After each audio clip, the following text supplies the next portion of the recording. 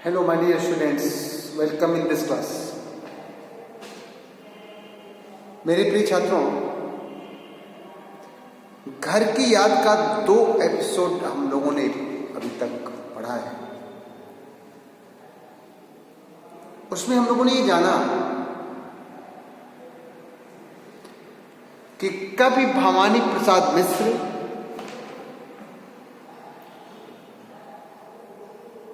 देश की आजादी के दीवाने होने के कारण कारावास में बंद हैं, अर्थात जेल में बंद हैं। सावन का महीना है, घनघोर वर्षा हो रही है और इस घनघोर वर्षा में उस रात के अंधेरे में कवि को अपने घर परिवार की याद सता रही है। मेरे प्रिय छात्रों, सावन का महीना एक ऐसा महीना होता है कि जब काली अंधेरी रात छाई हो और गरज के साथ घनघोर वर्षा हो रही हो, तो उस समय इस मन मयूर के अंदर अनेक प्रकार की कल्पनाएं जगती हैं। उन कल्पनाओं में व्यक्ति क्या क्या सोच लेता है, एक कहने की बात नहीं। और यदि वह अपने घर परिवार से दूर है तो स्वाभाविक सी बात है कि इस काली अंधेरी रात में उसे अपने घर परिवार की याद अवश्य सताएगी। जैसा कि आपने जाना कि इस पूरी चैप्टर में अब तक जो हम लोगों ने पढ़ा है, उसमें कवि भवानी प्रसाद मिश्र जो जेल में बंद हैं, इस सावन के मौसम में जब घनघोर वर्षा हो रही है, उन्हें अपने घर परिवार की याद सता रही है। एक ऐसी परिवार की याद सता रही है जो परिवार कभी खुशियों से भरा रहा करता था। कवि स्वयं 5 भाई हैं। उसकी सोच है, उसका मानना है कि उसके जो 4 भाई हैं वो उसकी भुजाओं की तरह है, अर्थात उसकी शक्ति के प्रतीक है। उसकी 4 बहनें हैं, वो 4 बहनें जो हैं वो प्रेम की प्रतीक है, प्यार की प्रतीक है, जो हर पल उसे अपना अनमोल प्रेम, एक बहन का जो प्रेम होता है वो देती रहती है। उसकी एक मां है जो पढ़ी लिखी तो नहीं है, लेकिन फिर भी अपने इस बच्चे के दुख के कारण वह हमेशा दुखी रहती है। अपने बच्चे के चलते हमेशा दुखों में भरी रहती है। एक ऐसी मां है जिसकी गोद में अपना सर रखने के बाद उस बच्चे को अपूर्व सुख मिलता है, सुकून मिलता है, असीम सुकून मिलता है। अपूर्व नहीं बल्कि असीम सुकून मिलता है, क्योंकि ममता की छांव के तले किसी भी बच्चे को असीम सुख मिलता है। अब वो तो अपने माँ बाप का सबसे दुलारा बेटा है, क्योंकि 5वां बेटा है कवि। और उसे अपने पिता की याद आ रही है, जो पिता बुढ़ापे की तरफ अग्रसर तो है, लेकिन अपने ऊपर इस बुढ़ापे की सोच को कभी हावी नहीं होने दिया। अपने को उन्होंने कभी भी बूढ़ा अनुभव ही नहीं किया, क्योंकि उनके दिल में, उनके जज्बात में, उनकी सोच में, उनकी कल्पना में एक युवा अवस्था का एक जवानी की पूरी तस्वीर झलकती है। उनमें वो अपूर्व उमंग और जोश है कि वे किसी भी काम को दौड़ते हुए करते हैं, इतनी स्फूर्ति है।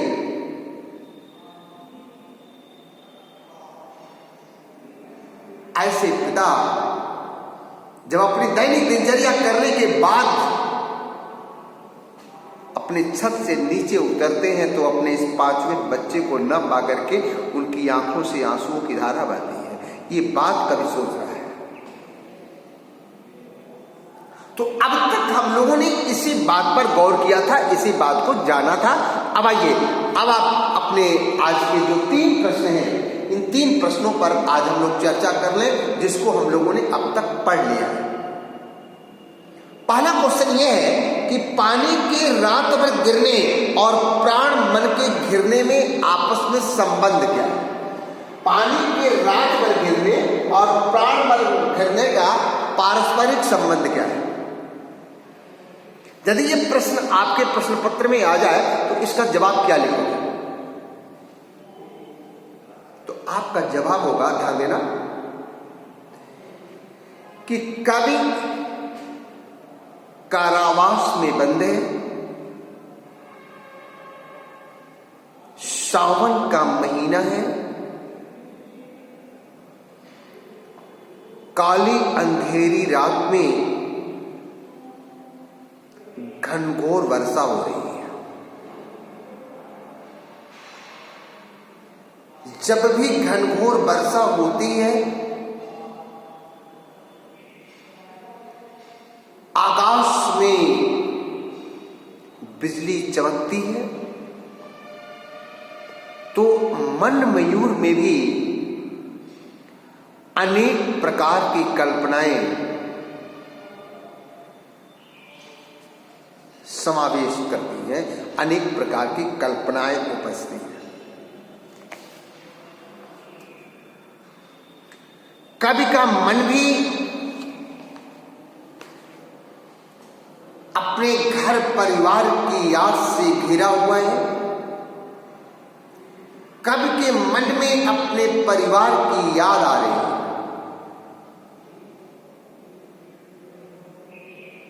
कहने का अभिप्राय यह है कि जिस प्रकार रात भर गिरता हुआ पानी दिल में अनेक प्रकार की कल्पनाओं को जन्म देता है, ठीक उसी प्रकार घनघोर बरसते हुए पानी से कवि का प्राण, कवि की सांसें, कवि का मन अपने परिवार की यादों में घिर गया है। इस प्रकार से इन दोनों का आपस में एक संबंध दिखलाई पड़ रहा है। अगेन रिपीट, कवि कारावास में बंदे हैं, सावन का महीना है, घनघोर वर्षा हो रही है। जिस प्रकार से घनघोर वर्षा के समय मन के अंदर अनेक प्रकार की कल्पनाएं जागृत होती हैं, ठीक उसी प्रकार से इस घनघोर वर्षा के समय कवि की सांसें और मन अपने परिवार के, अपने घर की यादों में घिरा हुआ है। इस प्रकार से रात भर पानी के गिरने और प्राण मन के घिरने में आपस का एक संबंध दृष्टिगोचर हो रहा है। स्पष्ट हो गए होंगे कि रात भर पानी गिरता है तब भी कल्पनाएं जागृत होती हैं, और आज जो पानी ये बरस रहा है वो पानी भी कवि के प्राण मतलब सांस और मन में भी उसके घर की याद सता रही है, उसे अपने घर परिवार की याद आ रही है। यही दोनों का आपस में संबंध है। अब दूसरा प्रश्न है कि घर को परिताप का घर क्यों कहा गया है? क्वेश्चन ये है कि मायके आई बहन के लिए कवि ने घर को परिताप का घर क्यों कहा है?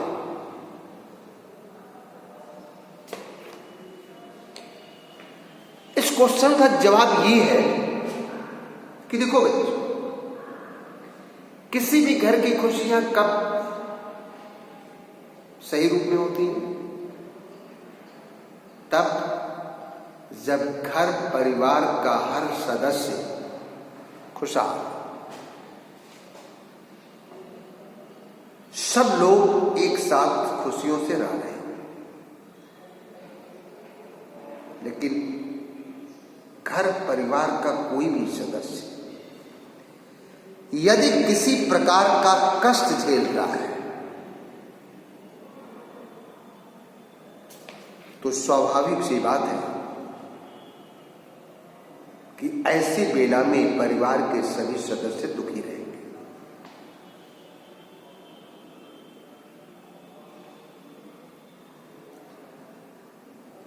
ठीक यही दशा यहां की है।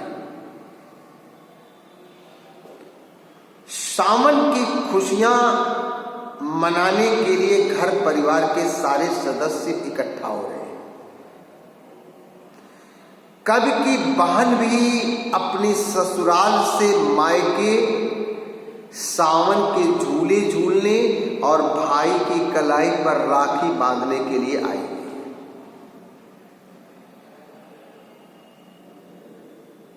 लेकिन यहां दशा क्या है? यहां दशा यह है कि सारा परिवार दुखी इसलिए है कि कवि परिवार का सबसे दुलारा जेल में।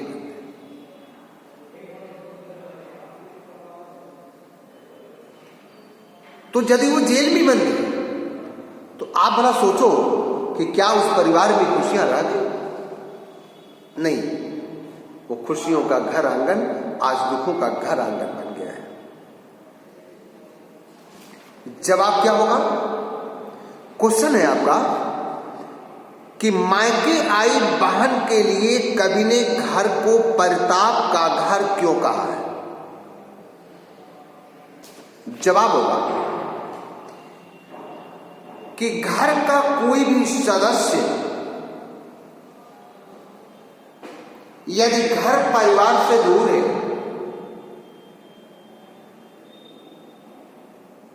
और किसी कष्ट का शिकार है तो स्वाभाविक रूप से उस परिवार की खुशियों पर ग्रहण लगा हुआ है। वह परिवार दुखों से ग्रस्त रहेगा। उस परिवार के सदस्यों के चेहरों पर खुशियों की रौनक नहीं रहेगी बल्कि दुखों का ढेर लगा रहेगा। कवि की बहन ससुराल से अपने मायके अपनी खुशियां पाने के लिए आई है। वह सावन के झूले झूलने और भाई की कलाई पर राखी बांधने आई। उसे घर आने पर पता चलता है कि उसका भाई जेल में बंद है और घर के सारे सदस्यों के चेहरों पर दुख की लकीरें खिंची हुई हैं।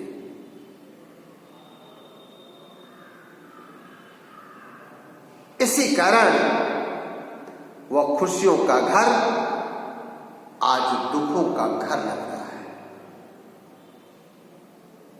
क्लियर? अगेन रिपीट कि कवि की बहन ससुराल में अपनी खुशियां मनाने आई है। वह सावन के झूले झूलने और भाई की कलाई पर राखी बांधने आई है। लेकिन घर आने पर उसे पता चलता है कि उसका भाई जेल में है।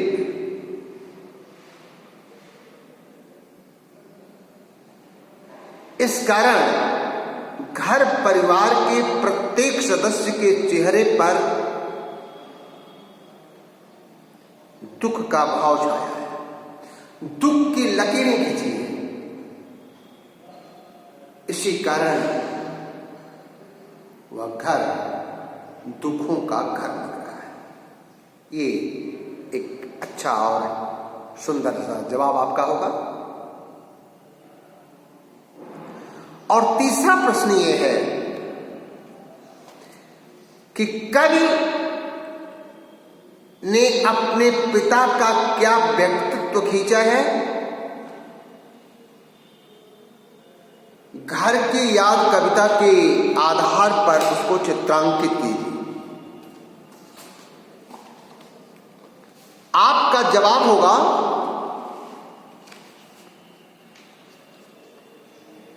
कि कवि जो जेल में बंद है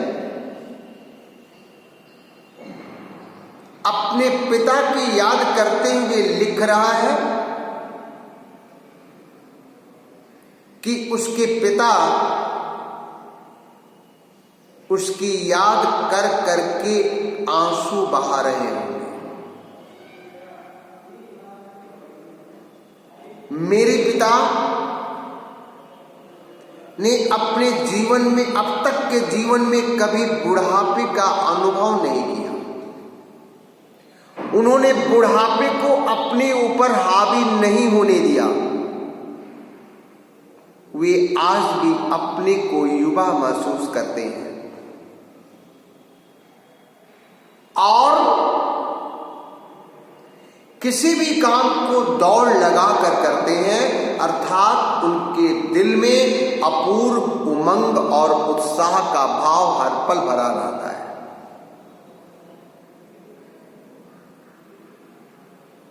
वे इतने बलशाली हैं, इतने निर्भीक हैं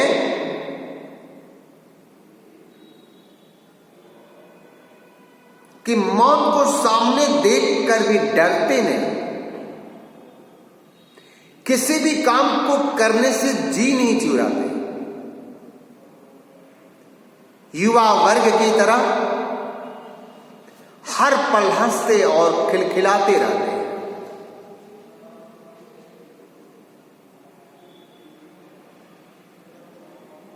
प्रतिदिन गीता का पाठ करते हैं। 260 दंड बैठके करते हैं। मुक्तन हिला हिलाकर उसकी मूठ को मिलाते हैं।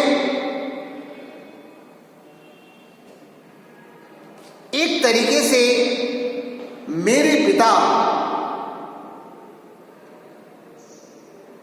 आज भी अपने को युवा जैसे दिखलाते हैं, लेकिन उसी पिता वो इतने भावुक हैं, इसके साथ साथ वे भावुक भी हैं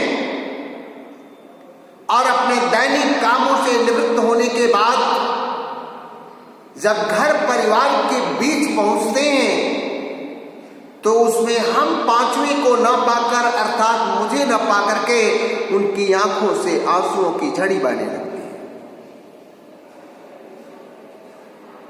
तो एक तरीके से आज हम लोगों ने इन 3 प्रश्नों पर चर्चा की। मुझे उम्मीद है कि आप इन प्रश्नों से पूर्णतया वाकिफ हो चुके होंगे, इनके उत्तर से। अगली एपिसोड में पुनः आपसे फिर मुलाकात होगी। तब तक के लिए अपने इस टीचर को आदेश दीजिए। नमस्कार।